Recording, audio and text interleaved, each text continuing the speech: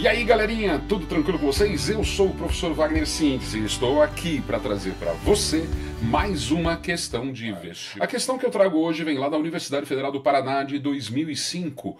Oh, 2005, questão antiga. Pois é, mas é um assunto bem trabalhado nos vestibulares atualmente e também no Enem.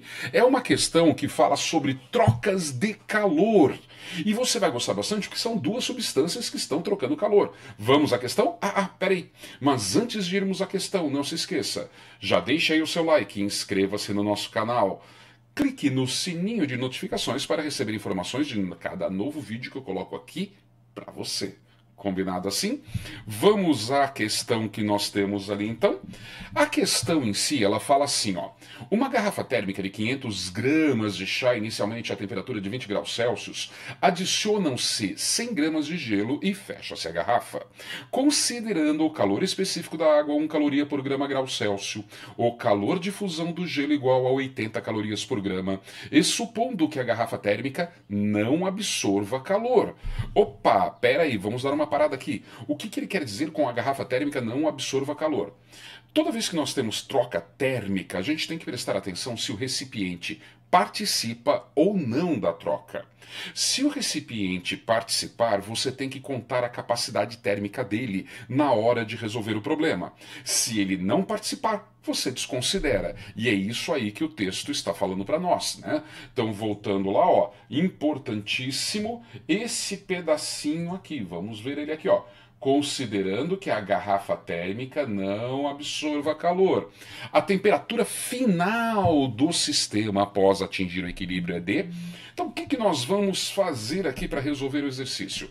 Primeiro de tudo, nós temos que saber quanto de calor, né? Então, na interpretação, você tem que perceber que eu tenho o chá, que é água, lembre-se disso, a maior parte do chá é água, que está a uma temperatura de 20 graus Celsius, e eu vou colocar gelo. Traduzindo, o gelo vai receber calor da água e aumentar a sua temperatura ou aumentar a sua quantidade de energia.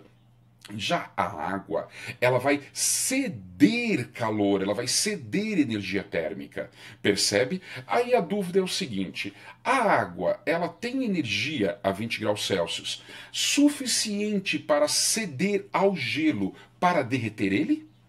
Se tiver, será que sobra calor?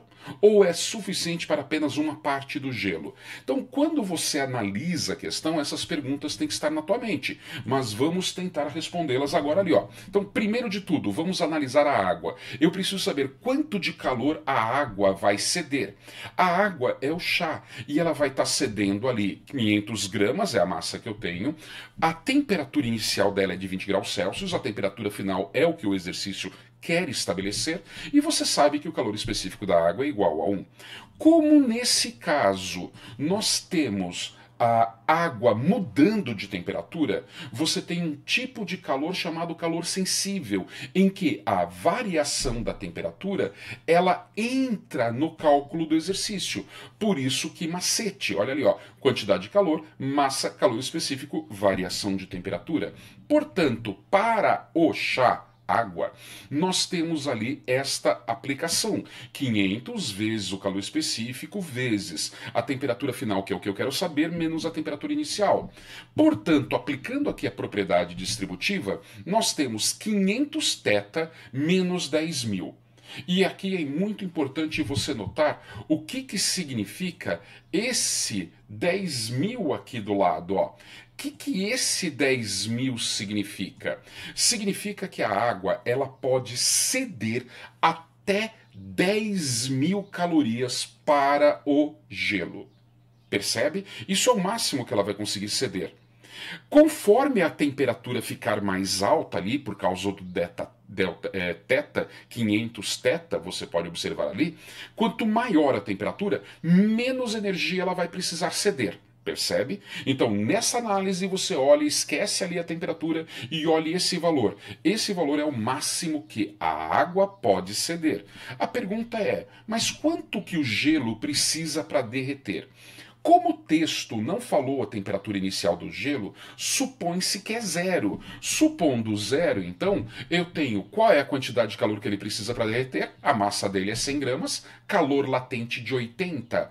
Qual é o cálculo que você usa quando você quer saber qual é a quantidade de calor da mudança de estado físico? Porque se o gelo já está a 0 graus Celsius e ele começa a receber energia térmica, ele vai mudar o estado físico. Então o calor que você tem chama-se calor latente de fusão, ok? Nesse caso, calor latente, mudança de estado físico, derretendo, fusão.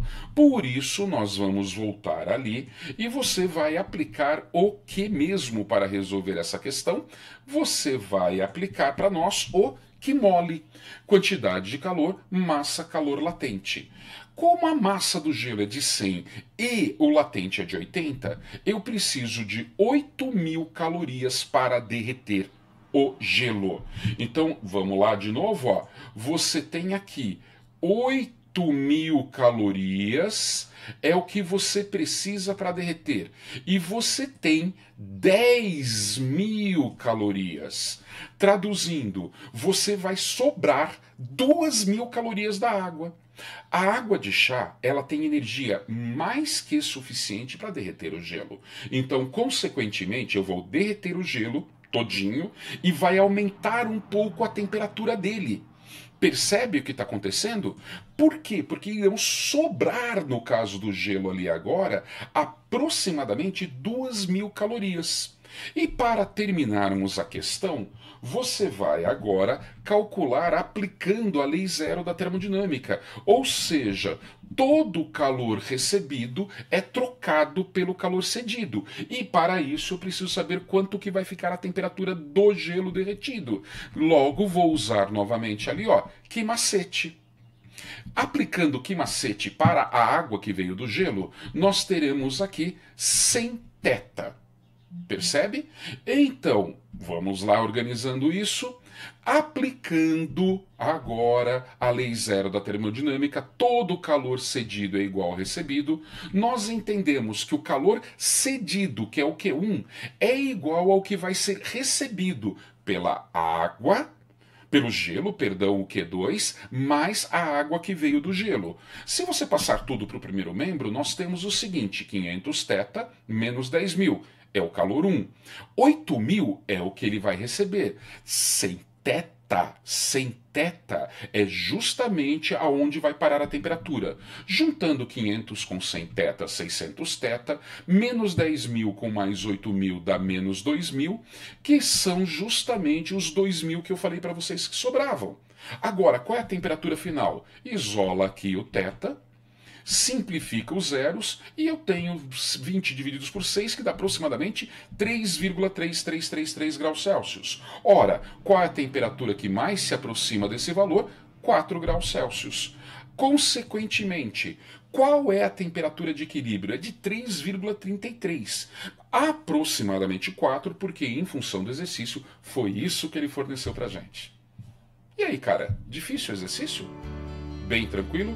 Espero que você tenha gostado da resolução, que você tenha entendido, mas se você entendeu e gostou, deixe o seu like, não se esqueça.